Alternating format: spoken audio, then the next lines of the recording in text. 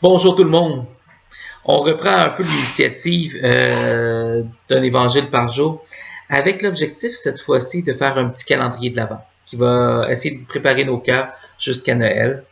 Le mien d'abord en préparant les capsules, j'espère le vôtre à la maison.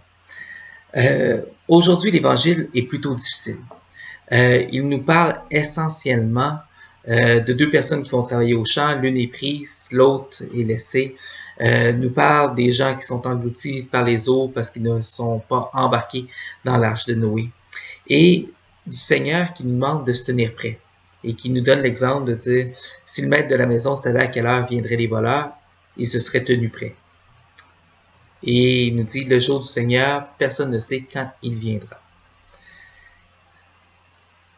Honnêtement, la lecture me laissait perplexe et j'ai eu besoin de réfléchir à partir d'un autre exemple pour être capable de peut-être proposer une réflexion dans la prière. L'exemple qui m'est venu, c'est l'effondrement des tours jumelles de World Trade. Où étiez-vous? Étiez-vous prêt? Pour moi, je me rappelle la réponse, mais je me suis dit, est-ce que j'étais prêt? Prêt à quoi? Prêt à mourir, je crois qu'on ne l'est jamais, tout à fait. Surtout pas les gens qui doivent partir malheureusement dans la fleur de l'âge. Je ne crois pas qu'on peut être prêt à mourir. Bon, des fois, dans le fruit d'une maladie, on peut peut-être en arriver à une certaine sérénité face à la mort.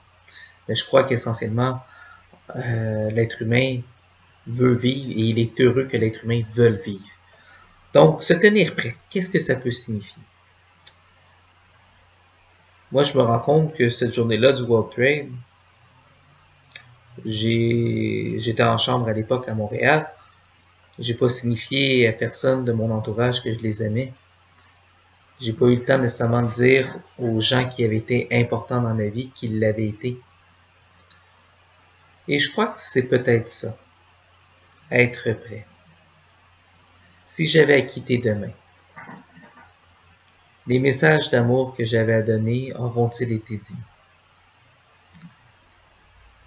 Les messages de remerciement que j'avais à dire auront-ils été dits? Les demandes de pardon signifiantes auront-elles été faites?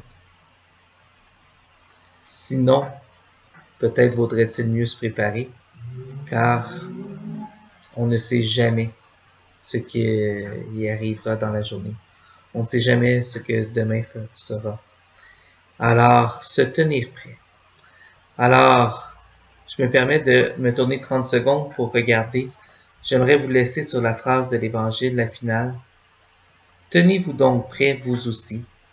C'est à l'heure où vous n'y penserez pas que le Fils de l'homme viendra. En même temps que cette phrase-là peut peut-être faire peur, si on se rappelle que Jésus nous a présenté Dieu comme un Dieu aimant et bienveillant, ce jour où le Fils de l'homme viendra n'est pas censé nous faire peur, n'est pas censé être une angoisse. C'est Dieu qui viendra à nouveau nous dire qu'il nous aime d'une façon peut-être insoupçonnée. Et peut-être qu'il y a peut-être là une deuxième clé dans l'attente que nous devons avoir, dans le fait d'être se tenir prêt, c'est d'être attentif au visage de Dieu tel qu'il se présente à nous et parfois de manière surprenante et insoupçonnée. Sur ce, un beau temps de l'Avent à chacune de vous. Préparez-vous à Noël au-delà de la bouffe et des cadeaux. Bye bye.